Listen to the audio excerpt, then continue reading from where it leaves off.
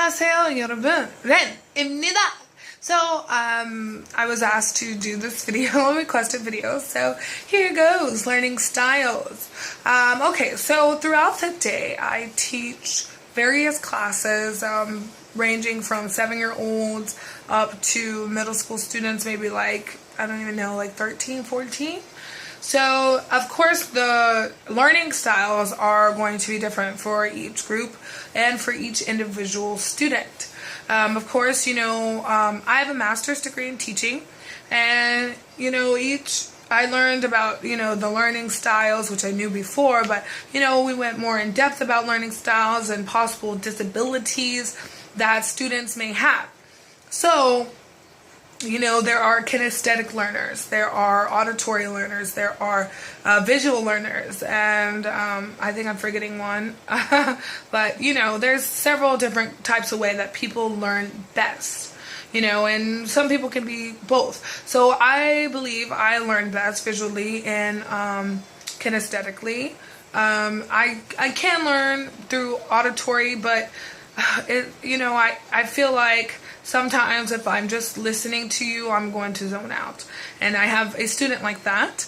And, but okay, so with my babies, my 7-year-olds, of course my teaching style is different. It's more energetic than I would be with my older students. I am, sorry about my finger being in there. I am, not as strict on them. Everything is done in usually a very kind, happy voice, like I am doing now. It's like a voice like that, and, I just try to be more peppy with them and, just make them feel good about themselves and good about their English, but, teaching them and correcting them at the same time. So I think it really, of course, it really just depends on your students. I know one of my students has more difficulties grasping the information than others. And so, I realized through, what is it called? We have an open class that we do with parents, and I realized the only way he was remembering information was if I had him repeat it over and over again. So I finally got him to remember, like during open class, he finally remembered the information. So I was like, oh, is it just the pressure of his parents being there and him needing to know the information? Or did he actually remember the information because of repetition? So I tried it again in class. But this time I added, like, if he got it wrong, he had to stand up. And then I would go to another student and go back to him. And if he still got it wrong, he kept standing up. And he does not like standing up. So I would go to another student and then another student, and then I go back to him. And then he would get it right. So I'm like, okay, he's hearing it. He's paying attention now because he's standing up. And so now he's getting it. And, 9 times out of 10, he is saying it almost perfectly. And before, it would be broken sentences and, or not even starting the sentence with the correct word. So, like, if we're talking about fish, he would start with tree.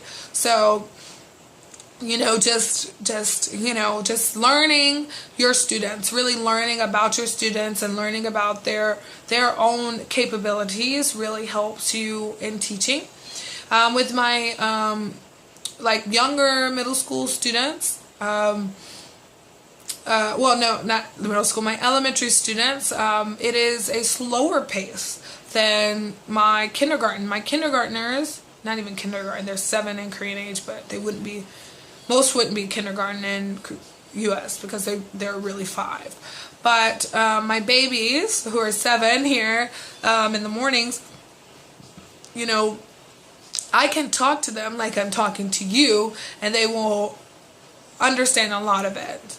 Now, my elementary school students, they are just, the ones I'm teaching are just now starting out in English. So I did a phonics class with them, and they just moved up to one of our first series books, and they are just learning basic things like, what's this? This is a pencil. What are these? These are pencils. What are those? Those are erasers. And learning the counting, adding and, things like that. And I have to teach them at a slower rate because they don't know enough English to grasp everything I'm saying. So a lot of times one student might understand me and has to translate in Korean to the other students. But, we have we have a no Korean in class policy, but sometimes you really have to speak in Korean. I mean, I can only sign so many things to the students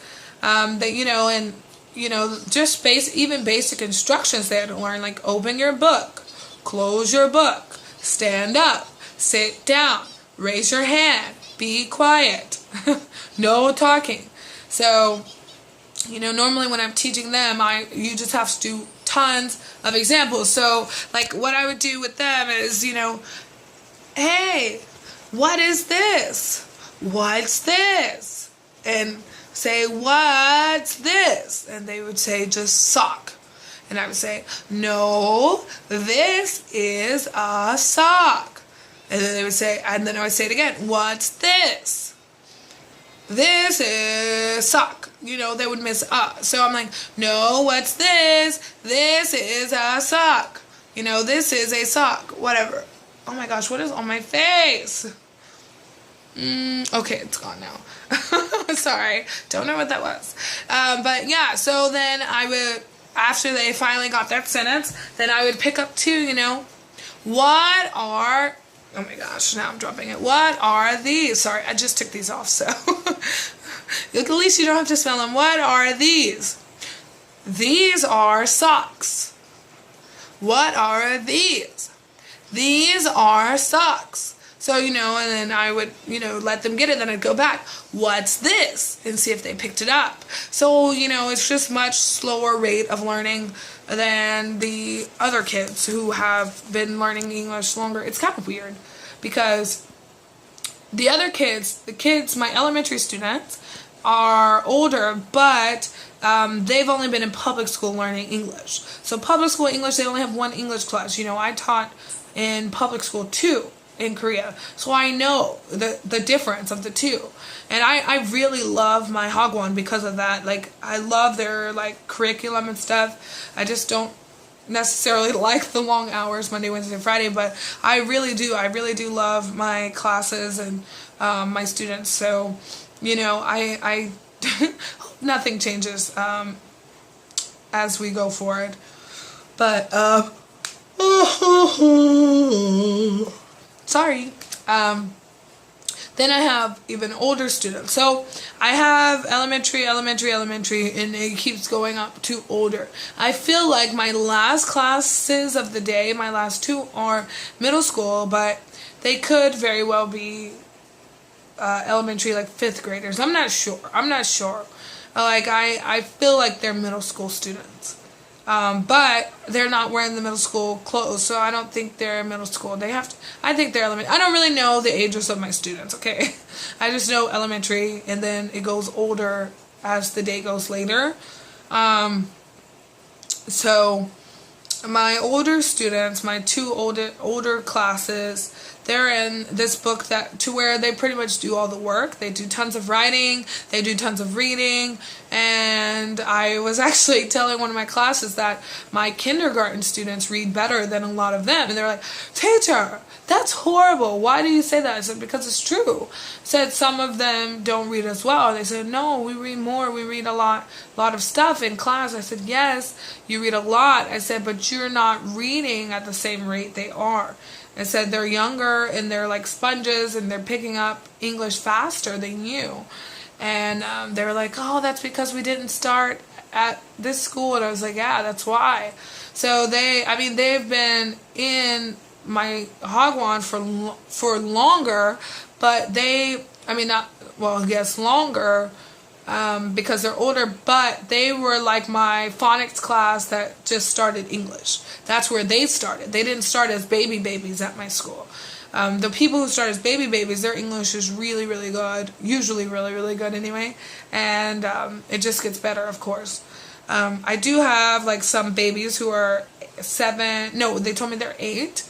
They're 8, and I can just talk to them like this. It's so wonderful. I can talk to them like this, and their English is really good, and they ask great questions for the most part, and I was like, this is so nice, and I don't, I don't have to be overly energetic with them, but I do have to throw in, I do throw in some stuff to keep their attention, like, I throw in some silly things, and I have them, tell me meanings of words through gestures, to keep learning fun. Now, I skipped and went back to younger kids because I don't want to really talk about my older kids. I'm just kidding. My older kids are great. You just have to, for them, my teaching style for them is stricter. I have to be strict. I mean, I try to have fun. I don't want to be just a strict teacher with my students. I want to have fun with them too through learning, but sometimes they can just be too rowdy, and that's really a problem. If you try to teach a class and you want to be that fun teacher, don't do it. Just don't do it. If you're thinking about, I'm going to be the fun teacher, I want all my students to like me, don't go the fun route. Really, don't, because it will end up messing you up. I didn't do that, but I can see little by little, they've been trying to, just be funny all the time. I'm like, no, that's not happening. So I've had students stand up, stand outside the classroom, stand in the back of the class, at the front of the class, everything. I've had it to where the whole class was silent. I do a countdown, 3, 2, 1. Thank you. And now all the students know that countdown because I've done it so much. And, it really, it stinks to be that teacher, but at the same time, they respect you. And you can get more work done when they're ready to focus, when they know, Ren teacher's not going to play. If I play too much, I'm going to have to go see the director. So I've had a student stay for detention because everything, so... I think, as I said, your teaching style really depends on your learners. And I think that's all I have for you. I hope this helped you. If you have any other questions, ask away. I'll make a video as soon as possible. And until next time, annyeong!